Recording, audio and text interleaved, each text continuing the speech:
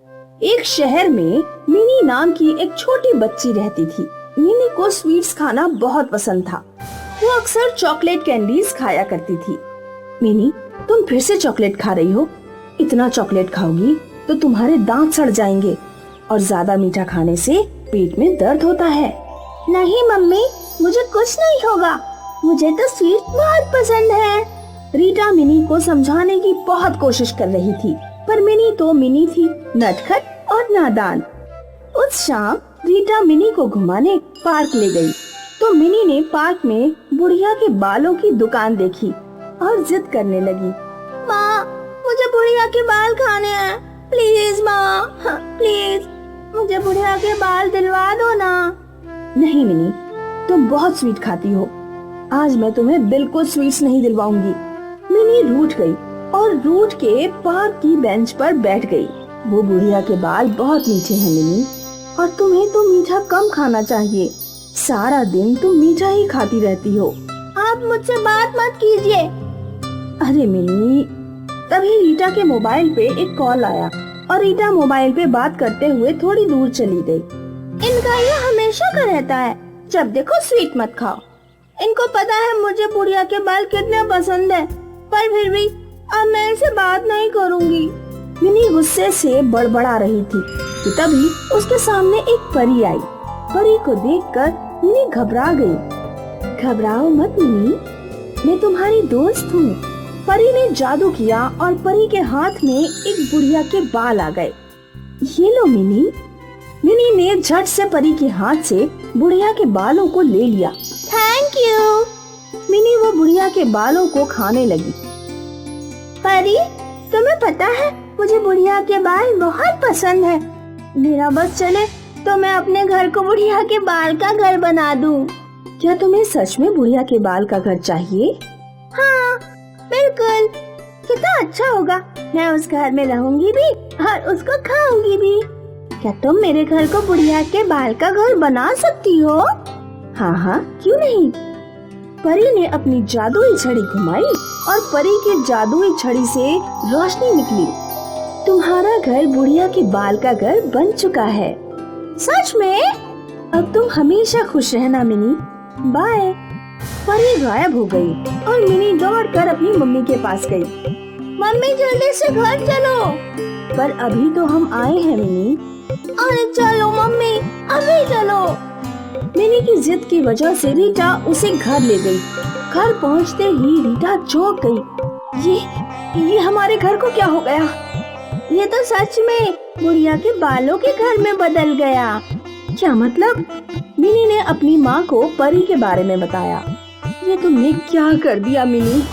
अरे माँ, मैंने तो बस अपने घर को बुढ़िया के बालों के घर में बदला है।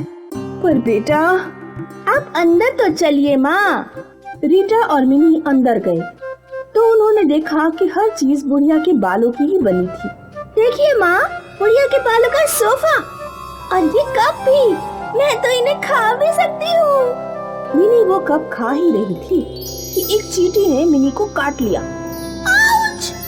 क्या हुआ? क्या हुआ मिनी? चींटी ने काटा।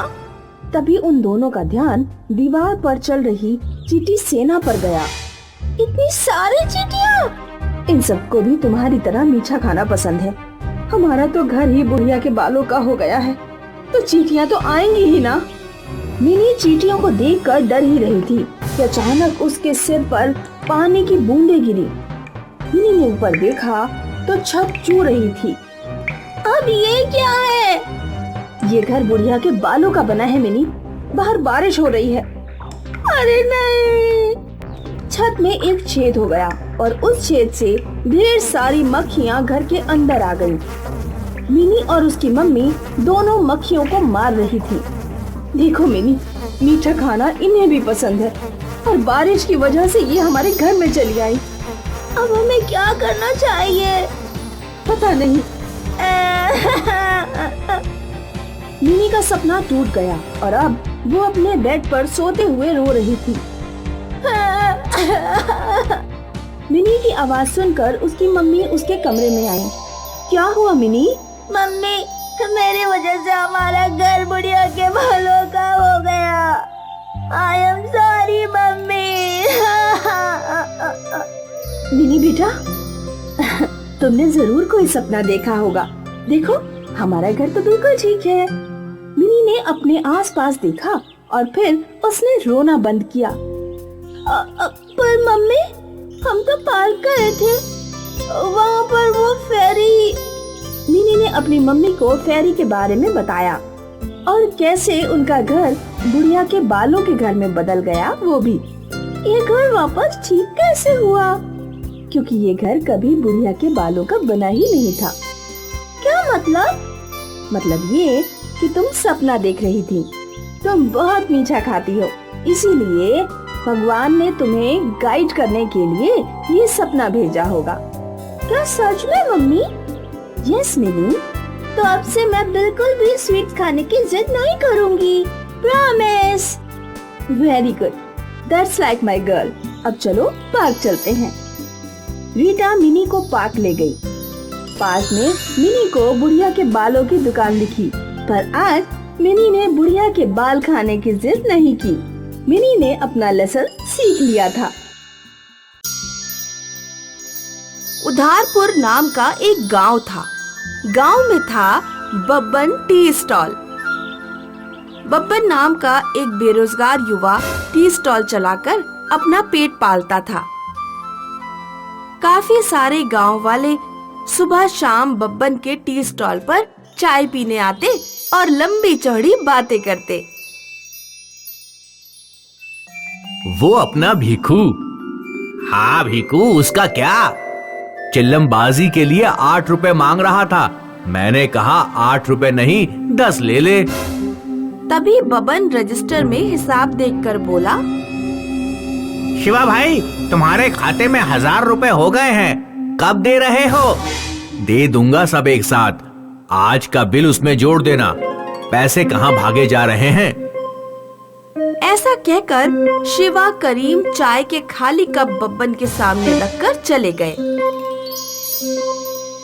और बब्बन खाली कप देखता रहा। चाय के पैसे किसी ने नहीं दिए थे। सारा हिसाब डायरी में दर्ज था और बब्बन का गल्ला बिल्कुल खाली था। बब्बन ने खाते बुक और उधारी से तंग आकर सरपंच से शिकायत की। चचा, नौकरी नहीं मिली तो चाय का स्टॉल खोला। स्टॉल देखकर मेरा रिश्ता भी पक्का हो गया था, लेकिन लड़की के भाई ने खाता बुक देखकर रिश्ता तोड़ दिया। लोग पैसे नहीं देते, मैं कैसे जीऊं चाचा? सरपंच ने खाता बुक देखकर उन सारे लोगों को पंचायत में बुलाया जिनसे बब्बन को पैसे लेने थे।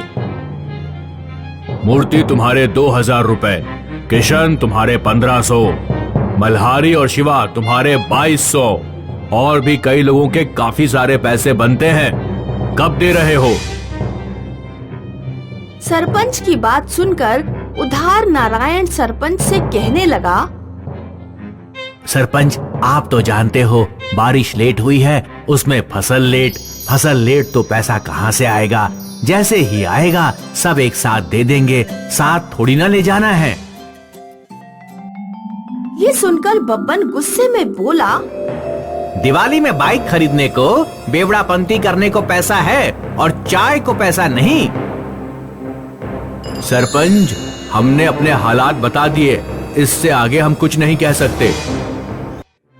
बब्बन, चिंता ना करो, गांव ही के लोग हैं, दे देंगे।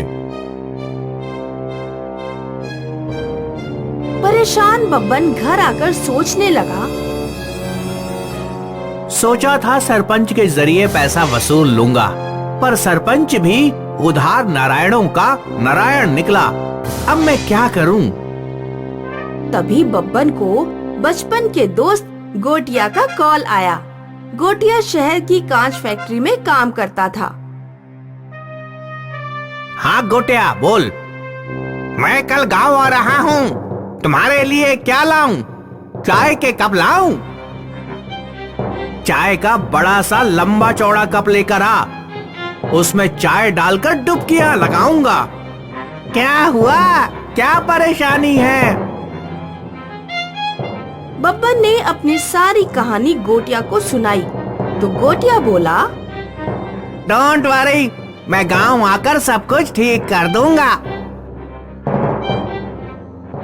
दूसरे दिन गोटिया बब्बन से मिलने उसके घर पहुंचा। बब्बन को देखकर गोटिया बोला, चल मैं तेरे लिए कुछ लाया हूँ।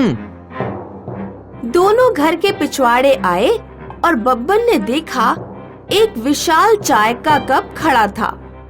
बाप रे, ये क्या है? तो सचमुच लंबा चौड़ा कप लाया। मुझे मारने का इरादा है क्या? सुन, तुम्हारी वसूली वसूलने का मेरे पास फाड़ू आइडिया है। फिर गोटिया ने आइडिया सुनाया तो बब्बन खुश होकर चिल्लाने लगा, वाह गोटिया, समझो वसूली हो गई। उधार नारायणों को चाय की तलब लगते ही सब चाय पीने बब्बन टी स्टॉल के सामने पहुँचे तो उन्होंने देखा कि स्टॉल के सामने एक विशाल चाय का कप चाय के साथ खड़ा था। कप के सामने एक ऊंची सीढ़ी रखी थी और बब्बन गोटिया के साथ भीड़ को कंट्रोल कर रहा था। उधार नारायणों को देखकर गोटिया बोला, ये चाय से भरा विशाल कप जो कभी खाली करेगा उसके पैसे माफ, उसका खाता क्लियर कर दिया जाएगा। ये सुनकर उधार नारायण चिल्लाकर बोले, मैं करूँगा कप खाली। नहीं, मैं करूँगा। इस प्रकार शोर शराबा शुरू हुआ तो गोटिया बोला, अरे ठहरो, इतनी भी जल्दी क्या है? तुम सब मिलकर इसे खाली करो, लेकिन एक शर्त है। कैसी शर्त? अगर कप खाली नहीं हुआ तो जितनी वसूली बाकी है उससे डबल पैसे तुम्हें बब्बन को देने होंगे। मंजूर है। फिर क्या था, उधार नारायणों को एक लंबी स्ट्रॉ दी गई और सारे उधार नारायण सीढ़ी के जरिए कप के मुंह पर चढ़ गए और गरम चाय में स्ट्रॉ डालकर खींचने लगे। पहले तो उन्हें मजा आया, लेकिन बाद में सब परेशान हो गए। चाय का कप खाली ही नहीं हो रहा था और चाय पीने की उनकी लिमिट ने भी जवाब दे दिया था। चाय पेट भर के पीने से एसिडिटी खलबल मचाने लगी। उधार नारायण उल्टियाँ करते हुए सीढ़ी से नीचे उतरे और सर झुकाकर उनके सामने खड़े हुए। कप जैसा का तैसा था। देखा, तुम सब लोग इकट्ठा होकर भी एक साथ कप खाली नहीं कर पाए और सारी उधारी एक साथ चुकाने की बात करते हो। इस कप की तरह तुम्हारी उधारी एक साथ नहीं चुका पाओगे। अरे जैसे तुम्हें थोड़ी थोड़ी चाय चाहिए, वैसे ही मुझे जीने के लिए थोड़े थोड़े पैसे चाहिए। एक साथ पैसे लेकर मैं क्या करूँगा? मुझे तुमसे डबल पैसे नहीं चाहिए। बस कृपा करके मेरे जितने बनते हैं उतने दे दो। ये सुनकर सारे उधार नारायण पैसे निकालकर बब्बन के हाथों में थमाने लगे और शर्म के मारे सिर नीचे झुकाकर कल्टी मारने लगे। इस प्रकार गोटिया के सूझबूझ और विशाल चाय के कप से बब्बन की सारी वसूली वसूल हो गई।